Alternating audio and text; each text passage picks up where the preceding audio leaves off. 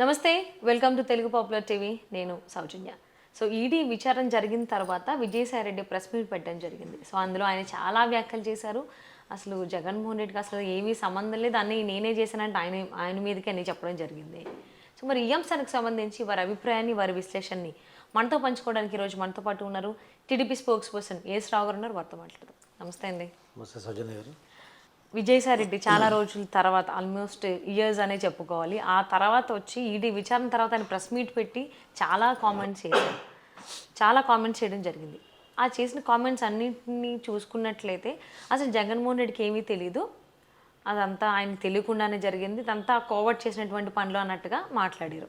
And ఇప్పుడున్నటువంటి కూటమి ప్రభుత్వం ఇలానే ఉంటే కనుక జగన్మోహన్ రెడ్డి అధికారంలోకి రాలేరు. ఆ కూటమిని విరగొడితేనే టీడీపీని, బీజేపీని, జనసేనని మూడింటిని విడగొట్టేస్తేనే జగన్మోహన్ రెడ్డి మళ్ళీ అధికారంలోకి రాగలరు. అది ఇప్పుడున్నటువంటి కోవర్ట్స్ ఎవరైతే టీం ఉన్నారో వాళ్ళ వల్ల అయితే జరగదు అనేటువంటి ఒక కామెంట్ చేశారు. దీన్ని ఏ విధంగా అర్థం చేసుకోవాలంటారు? సౌజన్య గారు, విజయసాయి రెడ్డి గారు వ్యవహారం ఎట్లుందంటే, తనకు ఒక క్లియర్గా ఒక ఏమన్నారు విజన్ లేదు. అంటే ఆయన ఏం చేస్తున్నాడు, ఎక్కడ నిల్చున్నాడు, ఆయనకు ఒక క్లారిటీ లేదు. ఆయనకు కన్ఫ్యూజన్లో ఉండి అందరిని కన్ఫ్యూజన్ చేయడానికి ప్రయత్నిస్తుంటారు, అదొకటి. కాకపోతే జగన్మోహన్ రెడ్డి చేసినటువంటి ఆర్థిక నేరాలలో ప్రతి దాంట్లో ఏవనేటుగా నువ్వు దాదాపు దశాబ్దాల కాల పట్టు ఆ నేర చరిత్రలో నీ భాగస్వామ్యం ఉన్నది ప్రపంచమంతా కూడా తెలుసు. నువ్వు వన్ ఫైన్ డే నువ్వు ఆ వైఎస్ఆర్సీపీలో ఉన్నటువంటి పదవులు అనుభవించి కేంద్రంలో రాష్ట్రంలో అన్నీ నువ్వు అనుభవించిన తర్వాత ఈరోజు పదవి పోయిన తర్వాత అది ప్రతిపక్షంలో వచ్చిన తర్వాత నువ్వు ఎందు గురించి బయటకు వచ్చావు అంటే, బహుశా నేను వైఎస్ జగన్మోహన్ రెడ్డి నుంచి బయటకు వచ్చేసి నేను బీజేపీ దగ్గర నుంచి బీజేపీకి నేను క్లోజ్ అయిపోతే నేను నా మీద పడ్డ ఆరోపణలు, నా మీద ఉన్నటువంటి కేసు నుంచి నేను బయటపడవచ్చు అని చెప్పేసి ఒక మైండ్ సెట్ చేసుకొని అందరిని కన్ఫ్యూజ్ చేసి వైఎస్ఆర్సీపీ నుంచి బయటకు వచ్చావు. బయటకు వచ్చిన తర్వాత మళ్ళీ నేను బయటకు వచ్చి ఓవరాల్గా నేను జగన్మోహన్ రెడ్డిని వ్యతిరేకిస్తే మళ్ళీ జగన్మోహన్ రెడ్డి ఏం చేస్తాడో, మళ్ళీ ఏ కోడికత్తుకి ఏ కొడవలకు పని చెప్తాడని చెప్పేసి అదొక భయం కూడా ఉంటుంది. ఓకే, కోడికత్తు వస్తుందా కొడవలు వస్తుందా తెలియదు. మరి ఒకవైపు జగన్మోహన్ రెడ్డితో భయము, ఒకవైపు వన్ సైడ్లో బీజేపీతోటి. నేను బీజేపీలో వెళ్తే బీజేపీతో అనుకూలంగా ఉంటే నేను కేసు నుంచి బయటికి రావచ్చని అదొక ప్రయత్నము. మళ్ళీ జగన్మోహన్ రెడ్డి మంచోడే, ఎన్నుకున్న వాళ్ళందరూ చెడ్డోళ్ళు. మళ్ళీ జగన్మోహన్ రెడ్డి ఇన్ని రోజులు ఎందుకున్నారు భయ్? జగన్మోహన్ రెడ్డితో ఇన్ని రోజులు ఎందుకు కలిసి సంసారం చేశావు, ఎందుకు పార్టీ నడిపించావు? నంబర్ 2గా ఎందుకు ఉన్నావు? నంబర్ 2గా నువ్వు ఉన్నప్పుడు ఆ వ్యవస్థ ఇప్పుడు చెడిపోయిందంటే జగన్మోహన్ రెడ్డి తర్వాత నంబర్ 2లో వివరించింది నువ్వే కదా. అంటే నువ్వు కూడా పార్టీ చెడిపోవడానికి కారణం నువ్వు కూడా కదా. అంటే ఆయన అది ఇంకొక మాట కూడా అన్నారు, నేను ఒక పాలేరు కానీ వివరించాను జగన్మోహన్ రెడ్డితో, పార్టీ నుంచి బయటకు వచ్చిన తర్వాత ఇన్ని రోజులు నేను వ్యవసాయమే చేసుకున్నాను అనేటువంటి ఒక పెద్ద ఎగ్జాంపుల్ కూడా ఇచ్చారు. ఎద్దులతో పోల్చుకుని ఒక పాలేరు ఆ వ్యవస్థని ఆ పరిపాలన నాశనం అయిందంటే ఆ పాలేరుకు బాధ్యత ఉంటుంది కదా. పాలేరు అంటే పరిపాలించేవాడు. ఆ పార్టీని ఆయన ముఖ్యమంత్రి అన్నప్పుడు ఈయన నెంబర్ 2గా ఉండి పార్టీ వ్యవహారాలన్నీ ఈయన సజ్జల రామచంద్రారెడ్డి ఇద్దరు చూసేవారు. పార్టీ నాశనం కావడానికి జగన్మోహన్ రెడ్డికి అడ్డమైన అడ్వైజ్లు, అడ్డమైన సలహాలు ఇచ్చేది వీళ్ళే. వీళ్ళన్నీ కూడా చేసినవి అంతా వీళ్ళే. రాష్ట్రంలో విధ్వంసం సృష్టించింది వీళ్ళ అడ్వైజ్ ప్రకారమే. కానీ విజయసాయి రెడ్డి గారు ఆ ప్రెస్ మీట్లో అయితే నేను పాలేరుగానే జగన్మోహన్ రెడ్డికి పనిచేశాను, ఇప్పుడున్నటువంటి ఏవైతే టీం ఉందో ఆ టీం చెప్పినటువంటి మాటలు వినడం వల్ల జగన్మోహన్ రెడ్డి నన్ను పొమ్మనకుండా పొగబెట్టాడు, మనం బయటికి గెంటేశారు పార్టీలోంచి అనేటువంటి కామెంట్స్ చేశారు. ఇప్పుడు నంబర్ 2గా ఉంటుంది, అంత ఇంపార్టెన్స్ సిచ్యువేషన్లను పొజిషన్లను వైఎస్ఆర్సీపీలో కొనసాగాను. నిన్ను పొమ్మన్నప్పుడు ఎందుకు పొమ్మన్న అవసరం ఏమొచ్చింది? ఎప్పుడు పొమ్మనలేదు. వాస్తవానికి ఏంటంటే నీ మీద ఉన్నటువంటి కేసులు జగన్మోహన్ రెడ్డితోటి నువ్వేమో ఎటుగా ఉన్నావు. జగన్మోహన్ రెడ్డికి ఉచ్చి బిగించబోతుంది, నువ్వు కూడా ఇరుక్కుంటావు. జగన్మోహన్ రెడ్డి ఉంటూ పోతాడు, సంబంధం లేదు, నేను బయటపడాలా. ఏం చేయాలా? బీజేపీకి కూటమి ప్రభుత్వాన్ని మేము పొగడాలా. పొగిడితే బీజేపీ ఏమో దగ్గర తీసుకొని బీజేపీ నమ్మున్న కేసు నుంచి నేను కాపాడుతానని చెప్పేసి ఆయన అపోహ. ఆ యొక్క మైండ్ సెట్ తోటి బీజేపీకి అనుకూలంగా మాట్లాడడం, జగన్మోహన్ రెడ్డి వైఎస్ఆర్సీపీ నుంచి ఇష్టం లేకున్నా బలవంతంగా అక్కడి నుంచి బయటకు వచ్చాడు. ఆయన స్వలాభం గురించి బయటకు వచ్చాడు. వచ్చిన తర్వాత ఇప్పుడు ఏం జరిగింది? బీజేపీ కూడా ఎవరు దగ్గర రానియట్లేదు ఆయన్ని. బీజేపీ కానీ ఎవరు కానీ దగ్గర రానియట్లేదు. రాజకీయాలతో సన్యాసం తీసుకున్నా అని చెప్పేసి ఒక ఆఫ్ రోడ్లో ఒక షూటింగ్ చేసి నేను వ్యవసాయం చేసుకుంటున్నా అవి చేసుకుంటున్నా అని చెప్పేసి అది చేశారు, సమాజం నమ్మించడానికి ప్రయత్నం చేశారు, అంతవరకు బాగుంది. కానీ ఆల్ ఆఫ్ సడన్ ఏమైపోయింది, అక్కడ బీజేపీ చేయబట్టుకోలేదు, ఇంకా అయింది. బీజేపీ కూడా ఆయన చేయబట్టుకోలేదు, బీజేపీ ఆయన కండగా కప్పలేదు, బీజేపీ ఆయన కండగా కప్పడానికి వాళ్ళ గురించి యాక్సెప్టెన్స్ ఇవ్వలేదు. ఇప్పుడు ఏమైపోయింది, కేసులు మళ్ళీ స్టార్ట్ అవుతున్నాయి, కేసులు మొదలైపోతున్నాయి, అందరికీ సమాచారం వచ్చింది. మళ్ళీ ఇప్పుడు నేను జగన్మోహన్ రెడ్డికి వ్యతిరేకంగా మాట్లాడితే ఎట్లా, ఒక స్ట్రాటజీ ప్రకారంగా జగన్మోహన్ రెడ్డి మంచోడే, ఎంబడున్న వాళ్ళు మంచోళ్ళు కాదు అంటే జగన్మోహన్ రెడ్డి కూడా మంచోడు కాదు, జగన్మోహన్ రెడ్డికి నేను కోవట్గా మారి నేను అప్రూవల్గా మారి జగన్మోహన్ రెడ్డి చేసిన నేరం అని చెప్తే కోడి కొత్త కొడవలు వస్తుంది, 1 ఫైన్ డే బర్త్డే అయిపోతుంది. అది తెలుసు కాబట్టి ఈ విధంగా ప్లాన్ చేస్తున్నారు, అందరిని కన్ఫ్యూజ్ చేసే ప్రయత్నము. అవి దొందే, జగన్మోహన్ రెడ్డి విజయసాయి రెడ్డి ఇద్దరు ఒకటే, జనాలను కన్ఫ్యూజ్ చేసే ప్రయత్నం చేస్తుంది తప్ప ఇంకొకటేం లేదు. కూటమి ప్రభుత్వం బలంగా ఉందనేది, కూటమి ప్రభుత్వం కోర్స్ బలంగానే ఉంది. కూటమి ప్రభుత్వం చేసే కార్యక్రమాలు ఖచ్చితంగా ఇచ్చిన హామీలు నెరవేరుస్తున్నారు 1 by 1. ఆర్థికంగా విధ్వంసం సృష్టించినటువంటి ప్రభుత్వం వైఎస్ఆర్సీపీ ప్రభుత్వం గత 5 సంవత్సరాలు ఎంత సర్వనాశనం అయిందో ఇప్పుడు 2 సంవత్సరం కాలంలోనే అభివృద్ధి అక్కడ కొట్టొచ్చినట్టు కనపడతా ఉంది. కేంద్ర ప్రభుత్వం కూడా ఇలా భాగస్వామ్యం ఉంది కాబట్టి, బీజేపీకి భాగస్వామ్యం ఉంది కాబట్టి కేంద్ర ప్రభుత్వం నుంచి వచ్చే నిధులు కూడా సహాయ సహకారాలు అందుతున్నాయి ప్రభుత్వానికి. ఖచ్చితంగా ఆంధ్రప్రదేశ్ రాష్ట్రం అన్ని విధాల అభివృద్ధి చెందుతుంది, దీంట్లో ఏ విధమైన డౌట్ అవసరం లేదు. విజయసాయి రెడ్డి వాటి ఇంకా 100 మంది చెప్పినా చెప్పకపోయినా మా కర్తవ్యం మాకు తెలుసు కాబట్టి కూటమి ప్రభుత్వం ఖచ్చితంగా ఆంధ్రప్రదేశ్ రాష్ట్ర ప్రజల భవిష్యత్తును దృష్టిలో పెట్టుకొని ముందుకెళ్తుంది. అంటే ఇప్పుడు జగన్మోహన్ రెడ్డి రీసెంట్గానే ప్రకటించడం జరిగింది, నేను రాబోయేటువంటి 1.5 years తర్వాత పాదయాత్ర చేస్తాను అని. ఈ పాయింట్ కూడా తీసుకున్నారు విజయసాయి రెడ్డి గారు. ఇన్ కేస్ పాదయాత్ర ఎన్నిసార్లు చేసినా రాష్ట్రాల్లో కూటమి ప్రభుత్వం ఇప్పుడున్నటువంటి స్థితిలో ఉంటే మాత్రం జగన్మోహన్ రెడ్డి వల్ల కాదు అని చెప్పేసి అన్నారు. జగన్మోహన్ రెడ్డి ఏమన్నా మళ్ళీ అరెస్ట్ అయ్యేటువంటి అవకాశం ఏమైనా ఉందా, ఇతరత్ర కేసుల వల్ల కావచ్చు, ఏవైతే కుంభకోణాలు ఏవైతే ఉన్నాయో వాటి వల్ల ఏమన్నా అలా జరిగే అవకాశాలు ఏమైనా ఉన్నాయా? జగన్మోహన్ రెడ్డి అరెస్ట్ అయ్యే అవకాశం ఉంది కాబట్టి ఈయన బీజేపీ పార్టీ ఆఫీస్ చుట్టుముట్టు తిరుగుతూ ఉన్నాడు. బీజేపీ చేయబట్టుకోపోయేసరికి మళ్ళీ ఏం చేయాలి, మళ్ళీ జగన్మోహన్ రెడ్డి జగన్మోహన్ రెడ్డి విమర్శిస్తే మళ్ళీ ఏం జరుగుతుంది భయానికి అటు ఇటు మాట్లాడుతున్నాడు. ఇంకా విషయం పాదయాత్రకు వస్తే, పాదయాత్ర జగన్మోహన్ రెడ్డి మోకాళ్ళ పైన నడిచినా కానీ ఆంధ్రప్రదేశ్ రాష్ట్ర ప్రజలు జగన్మోహన్ రెడ్డికి ఓటేయవరు. ఎందుకంటే పోయినసారే అధికారం పైన దృష్టి పెట్టి చంద్రబాబు నాయుడు గారు ప్రతిపక్ష నాయకుడికి ప్రజల్లోకి వెళ్ళే అవకాశం వాళ్ళ యొక్క హక్కు కాబట్టి వదిలేశాడు ఆయన. ఏ యొక్క అవాంఛనీయ సంఘటన కూడా జరగకుండా పోలీస్ బందోబస్తు కూడా ప్రొవైడ్ చేసి వదిలేశాడు. ఏం చేసుకుంటారులే, మనం పనిచేస్తున్నాం కదా, ప్రజలు మనకు మైండెడ్ ఇచ్చారు, ప్రజలు మనకు అవకాశం పనిచేస్తున్నాం అని ఆయన పట్టించుకోకూడదు వదిలేశాడు. అప్పుడు ఏమైపోయింది, ఈయన ప్లీజ్ అని గల్లీ తిరిగి వన్ ఛాన్స్ అని చెప్పేసి గల్లీ ముద్దులు పెట్టి ఈయన ఆచరణ సాధ్యం కానటువంటి హామీలు ఇచ్చి రాష్ట్రాన్ని సర్వనాశనం చేశారు. ఓటేసిన తర్వాత ప్రజలే నాలుక కరుచుకున్నారు, అరే మాతో తప్పిదం జరిగిందని చెప్పేసి. ఆ తర్వాత చూశారు కదా, వై నాట్ 175 అని చెప్పి సిద్ధం అని పెద్దగా తిరిగినప్పటికి కూడా ఎక్కడికి వచ్చింది, ప్రజలు 130 నుంచి 11 సీట్లు కుదిచ్చారు. ఆ 11 సీట్లు కూడా అక్కడ వచ్చి రాండ్రా బాబు మీరు మాట్లాడారంటే అది కూడా రాదు. ఆ 11 కూడా పీకిస్తే పిడబోతుంది. మొన్న స్పీకర్ గారు కేంద్ర ప్రభుత్వం ఇచ్చినటువంటి కేంద్ర స్పీకర్ల సమావేశంలో కూడా ఈ విషయం చర్చించారు. ఒకవేళ రాజ్యాంగ పరంగా అధికారం ఉంటే, ఏమైనా అవకాశం ఉంటే ఖచ్చితంగా ఈ 11 మంది పీకి పడేస్తే పిడబోతుంది.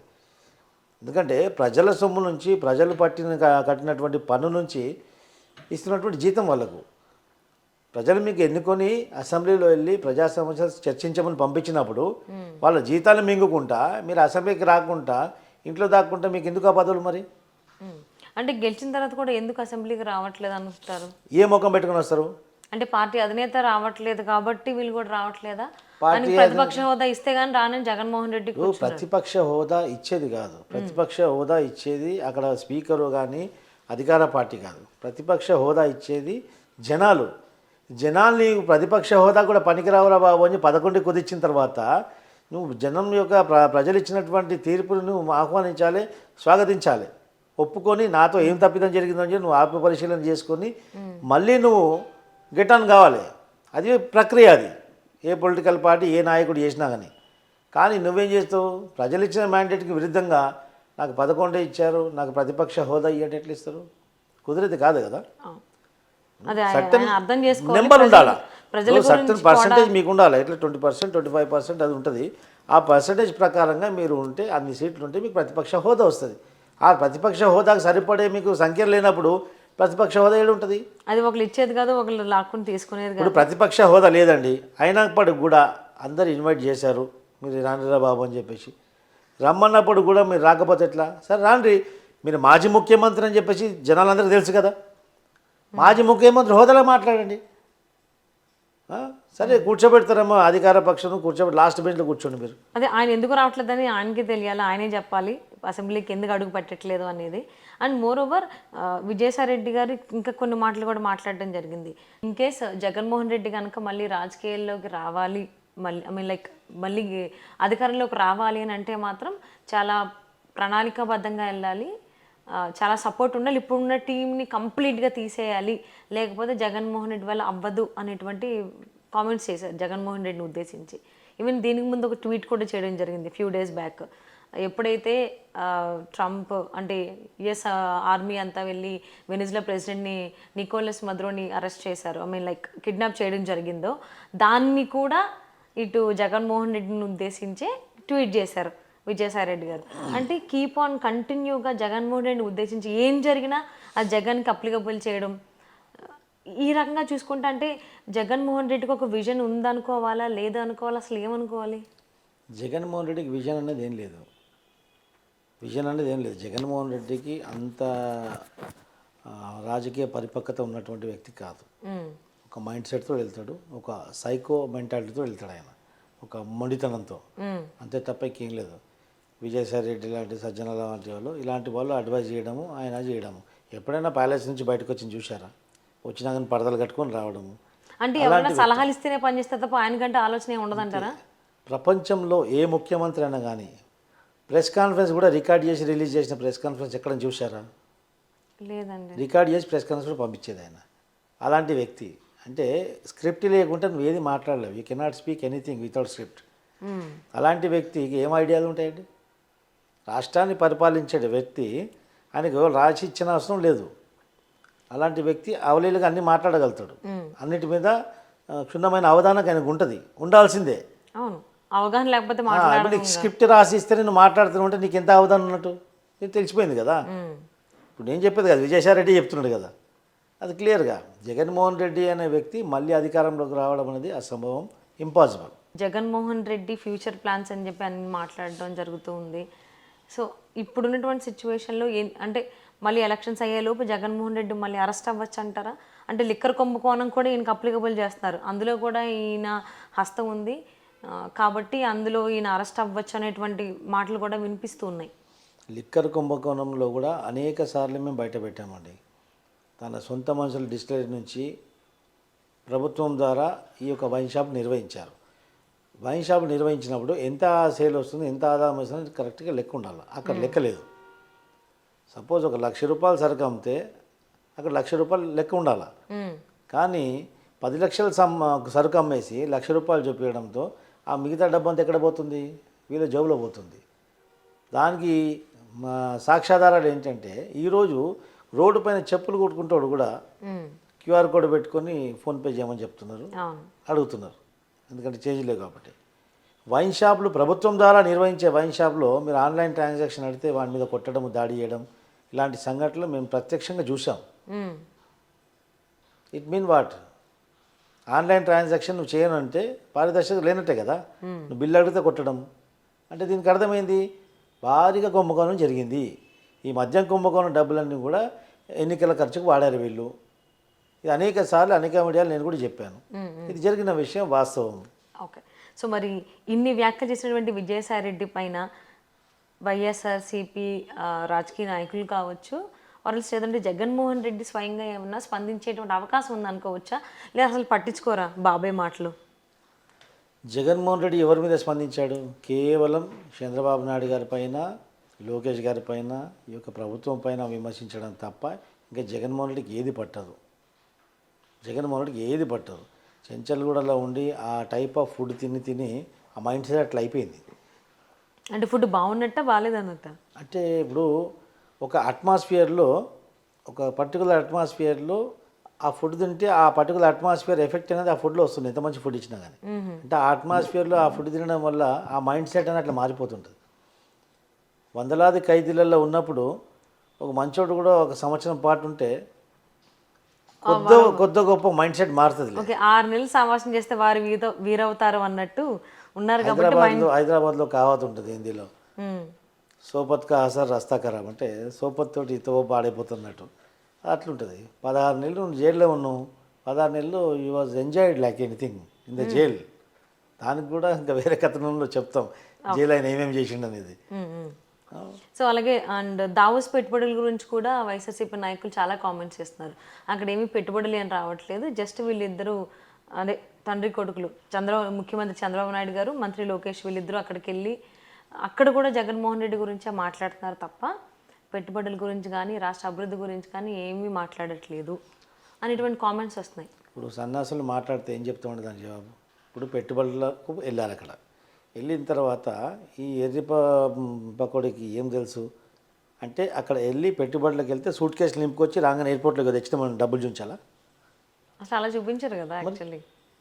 పోయి వచ్చారు, నీకు ఒక ఎమ్మెల్యే ఏడ్చావు కదా, రా అసెంబ్లీకి రా, అసెంబ్లీకి రా. ఓ నెల తర్వాత ఎన్ని ఎంఓఈలు చేసుకుని అవన్నీ మెటీరియలైజ్ అవుతున్నాయా కావా అని చూసి ఇన్ఫర్మేషన్ యాక్ట్ ఉంది, ఈ మీకు వ్యవస్థ సిబ్బంది ఉంది కదా, ఇన్ఫర్మేషన్ లేక మీకు దావోస్కి పోయి వచ్చారండి, ఎన్ని వ్యవస్థలతో ఎన్ని మా సంస్థలతో మీరు ఒప్పందం చేసుకొచ్చారు, ఎన్ని మెటీరియలైజ్ అయ్యాయి, ఎంత డబ్బు ఇన్వెస్ట్ అయ్యాయి, ఏమేమి కార్యక్రమాలు చేస్తారు, నువ్వు ఇన్ఫర్మేషన్ తీసుకో, లేకపోతే అసెంబ్లీ అడుగు, నువ్వు చర్చించడానికి నీకు వేదికగా రావడానికి నీకు అవకాశం ప్రజలు ఇచ్చినప్పుడు అక్కడ నీ ముఖం తప్పించుకుంటే నీకు అడిగే నైతిక హక్కు ఎక్కడ ఉంది?